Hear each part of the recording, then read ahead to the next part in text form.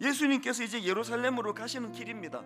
멀리서 이제 나병 환자 10사람이 예수님을 발견하고는 막 소리를 지르는 거예요. 누가복음 17장 13절 소리를 높여 이르되 예수 선생님이여 우리를 불쌍히 여기소서. 좀 고쳐달라는 거 아닙니까? 이런 간절한 그들의 외침을 듣고 예수님이 그들을 불쌍히 여기십니다. 그래서 고쳐주시는데요, 14절 보시고 이르시되 가서 제사장들에게 너희 몸을 보이라 하셨더니 그들이 가다가 깨끗함을 받은지라. 그렇게 10명이 다 이제 고침을 받았는데 나머지 9은 온데간데 없이 사라지고 딱 한 명만 예수님께 와서 감사를 표하더라. 이게 오늘 본문의 내용이에요. 그래서 저는 이런 과정에서 나온 이 17절 말씀이요, 예수께서 대답하여 이르시되 10사람이 다 깨끗함을 받지 아니하였느냐 그 9은 어디 있느냐. 예수님이 이런 문제 제기를 오늘 중심으로 해서 이 문제 제기가 가지고 있는 메시지, 이걸 제가 오늘 좀 살펴보기를 원하는 겁니다. 자, 예수님의 문제 제기에서 얻을 수 있는 첫 번째 메시지가 뭡니까? 신앙생활은 관계의 문제라는 겁니다. 어떤 분은 자꾸 신앙을 거래관계로 생각해요. 이게 무속신학 때문에 그래요. 물 떠놓고 자꾸 빌고 뭐 달보고 빌고 뭐 이러다가 보니까 그 물 떠놓고 비는 거는 거래잖아요. 물 떠놓고 빌어서 소원이 이루어졌다 끝. 그럼 물하고 무슨 관계를 맺습니까? 만약에 여러분 우리 신앙이요 그런 식의 어떤 무속신앙과 같은 거래관계라고 한다면 오늘 본문은요 14절로서 끝이 나야 돼요. 14절 12절 13절에서 막 고쳐달라고 부르짖었고, 그래서 이제 결과 14절에 어떤 응답이 있습니까? 보시고 이르시되 가서 제사장들에게 너희 몸을 보이라 하셨더니 그들이 가다가 깨끗함을 받은지라 끝. 그렇게 단락이 나야 되는 거 아닙니까? 그런데 성경이 그렇게 단락으로 끝나질 않고 그 뒤에 17절에서 예수님께서 왜 10사람이 다 깨끗함을 받았는데 9은 어디 갔느냐, 이런 문제 제기가 왜 나오느냐고요. 오늘 본문은요 그 10명의 그 나병 환자가 고침을 받았더라, 이게 포인트가 아니. 이렇게 설교하면 큰일 납니다. 이건 그 포인트가 아니에요. 왜 자꾸 신앙생활을 거래관계로 생각하느냐. 하나님과의 사귐의 관계, 그로 인한 나와 너와의 관계 회복, 이게 줄거리예요.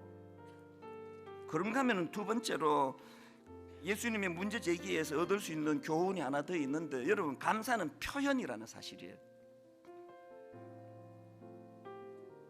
저는 그 청소년 사역을 오래 해가지고요 이 좀 상상력이 좀 풍부해요. 이 공상을 잘하는데요, 근데 오늘 본문을 가지고 이제 계속 묵상하다가 이런 상상을 해봤습니다.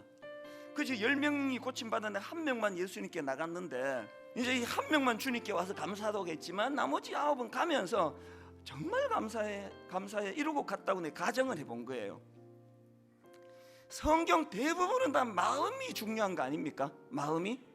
그 성경 대부분이 마음이 중요하다고 한다면 그러면 오늘 본문에 그 9명도 만약에 감사했다면 되는 거 아닙니까? 제가 오늘 본문을 통해 깨달은 게 뭐냐면요, 성경 대부분이 마음이 중요하다고 하지만 감사는 예외라는 거예요. 예수님이 그걸 지금 가르쳐 주시는 거예요. 만약에 그 감사도 마음으로 받으면 된다, 표현 안 해도 된다 그러면 이 17절 내용 바꿔야 돼요. 이렇게 해요. 예수께서 가라사대 공연한 짓을 하였도다. 나머지 9처럼 감사하고 떠나면 되는데 쓸데없는 짓을 하였도다. 뭐 이렇게 끝나야 되는 거 아닙니까?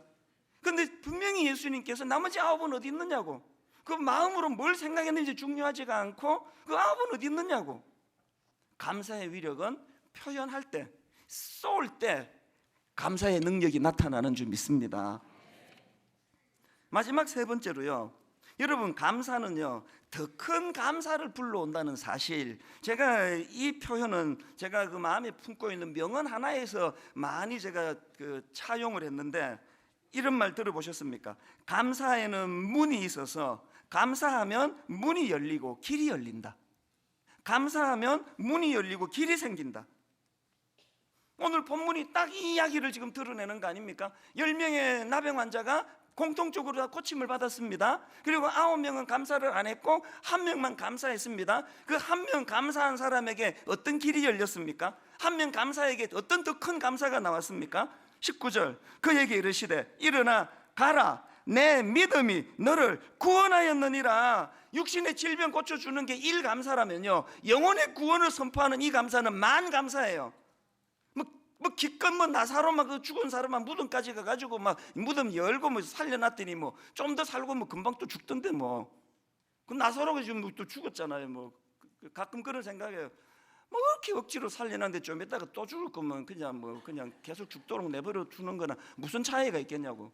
그만 나병 환자가 막 육신의 병을 고침받고 좋아 죽을 것 같았는데 좀 살고 죽어버렸는데 제가 갑자기 얼굴이 하나님이 너무 성령을 부어 주셔가지고 제 얼굴이 유명한 영화 배우처럼 잘생긴 얼굴로 바뀌어졌다고 할렐루야 한들 한 50년 있으면 죽을 건데 육신의 병을 고침 받는 게 일이라면요, 이 나병 환자가 감사함으로 주님에게 받았던 그 선포, 내 믿음이 너를 구원하였느니라는 이 선포는요, 가슴이 터질 것 같은 감사를 얻은 거 아닙니까?